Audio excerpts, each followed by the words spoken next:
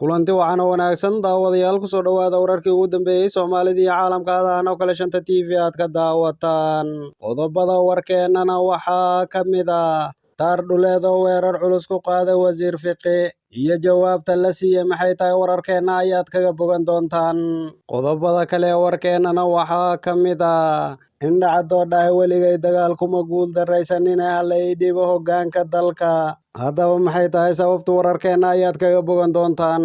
iyo Xaliimo Yarey oo soo jeedisay dalab cusub kadib markii xilka laga qaaday haddaba dalabkaasi muxuu yahay wararkeenna ayaad kaga bogan doontaan qodobada kale warkeennana waxaa ka mid ah Muuse Biixi oo sameeyay magacaabis iyo xilka qaadis haddaba magacaabistaasi iyo xilka qaadistaasi maxay yihiin wararkeenna ayaad kaga bogan doontaan qodobadaas iyo kuwo kale oo intaasi ka faahfaahsan ayaad warkeenna ku maqli doontaan fadlan haddii aad nagu cusub tahay subscribe saar gambaleelkana furo si aad ula socotid wararka iyo warbixinadan halkan soo gelino aynu ku bilowno wararkeenna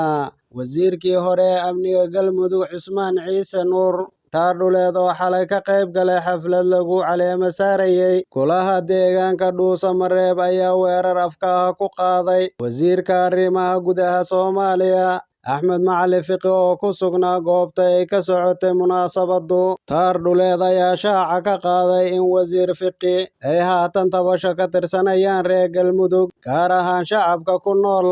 magaalooyinka Guriceel iyo Dhuusamareeb wasiir Fiqi dadka deegaanka jooga ee reer Galmudug gaar ahaan dadka degan Dhuusamareeb iyo Guriceel waxay ka tabanayaan waxa jira maalinta aad door ka qaadateen haddii dadka halkan jooga ay ku yiraahdaan adoo shabaab dagaal kula jira dagaal shabaab in lala dirira ma bannaana waa dareemi kartaa mas-uuliyadda ku taabanaysa anigu qof sidaas qoray ama sidata ama shabaab ha ahaato ama ehlu sunna ha ahaato ama ictisaam ha ahaato nin qorisita oo raba inuu xoog wax ku raadiyo dhiigga ummadana bannaysto aniga waa isku kay mid ayuu yidhi Cusmaan Ciise Nuur taar dhuleed sidoo kale waxa uu ku eedeeyay inuu ku lug lahaa dagaalkii Guriceel ee u dhaxeeyay ehlu sunna iyo Galmudug isagoo ka dalbaday inuu caddeeyo doorkii uu ku lahaa wasiirka waxaan uga fadhinaa doorkii uu ku lahaa dagaalkii ka dhacay Guriceel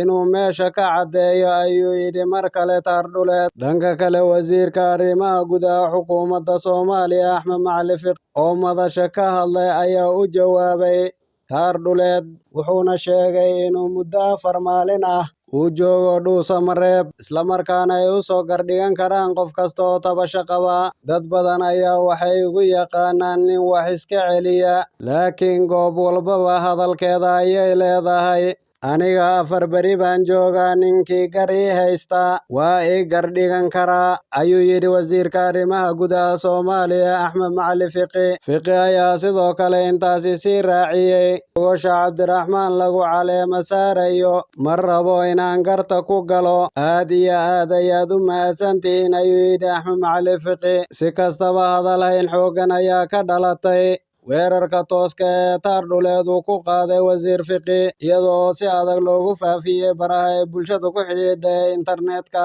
haddaba weerarka taar dhuleed uu ku qaaday iyo wixii ku soo bira wararkeenna dambe ayaad kula socon doontaan dhanka kale Genaraal Yuusuf Maxamed Siyaad indhacade oo ka mid ahaa mas-uuliyiinta xalay Dhuusamareeb uga qayb gashay caleema saarka golaha deegaanka iyo guddoomiyaha magaalada ayaa ka hadlay dagaalka al-shabaab lagula jiro indhacadda ayaa dhaar ku maray inayna al-shabaab aysan qof ka soo reebaynin Soomaalida ka soo horjeedsata haddii uu joogsado dagaalka ka socda gobollada qaar ee ka dhashay kacdoonka dadka shacabka ah indhacadda ayaa dowladda dhexe ee madaxweyne Xasan Sheekh Maxamuud ku adkeeyay inay dagaalka hogaamiso oo cid kale aysan ku hadlaynin xoreynta dalka isaga oo ballan qaaday in saraakiisha hogaaminaysa dagaalka uu qayb ka noqon doono anu sida xabad loo rido waan aqaanaa iyo sida dagaal loo qorsheeyo weligay dagaal aan hogaaminayo kuma jebin oo la igama guulaysanin alle ayaa ku mahadsan ee dagaalkana geliya aan cadowga iska dulqaadnay ayuu yidhi Genaraal Indhacade jananka ayaa ka digay in al-shabaab la siiyo fursad ay ku nastaan oo ay qorsho dagaal ku dejiyaan maadaama bilihii lasoo dhaafay aad loogu jabiyey furimaha dagaalka balse hadda uu istaagay dagaalkii ku socday kooxda.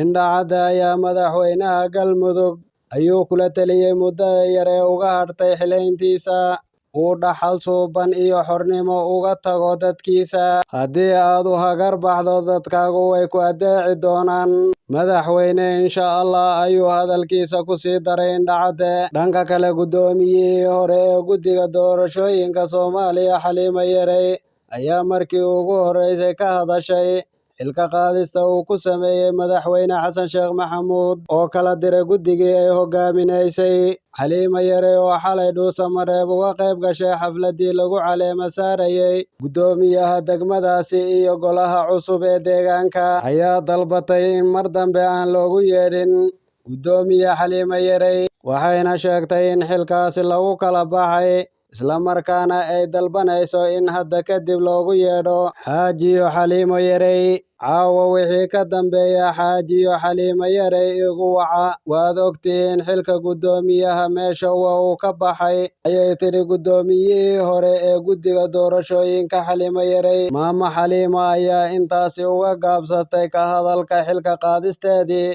iyo guddigii ay hogaaminaysay oo uu habeen ka hor kala diray madaxweyne Xasan Sheekh Maxamuud. Madaxweynaha oo cuskanaya sharciga lagu dhisay guddiga doorashooyinka oo dhigaya in 6 sano ka badan uusan jiri karin guddigaas, ayaa habeen ka hor burburiyey go'aanka uu Farmaajo muddo kordhin ugu sameeyey guddigaasi. Madaxweynaha ayaa ra'iisul wasaaraha faray inuu soo dhiso guddi doorasho oo cusub kadib markii uu digreeto ku kala diray guddigii ay hogaaminaysay Xaliimo Yarey ee doorashooyinka horay u dhammaystay muddo xileedkoodii sharciga ahaa. Haatanna madaxweynaha Somaliland Muuse Biixi Cabdi ayaa maanta sameeyey xilka qaadis iyo magacaabis kadib wareegta uu soo saaray. Wareegtada ka soo baxday xafiiska madaxweynaha Somaliland Muuse Biixi Cabdi ayaa xilka looga qaaday xeer ilaaliyaha guud ee Somaliland, iyadoo oo madaxweynuhu jagadaasi uu magacaabay Cabdiraxmaan Jaamac Xasan Axmed Aadan.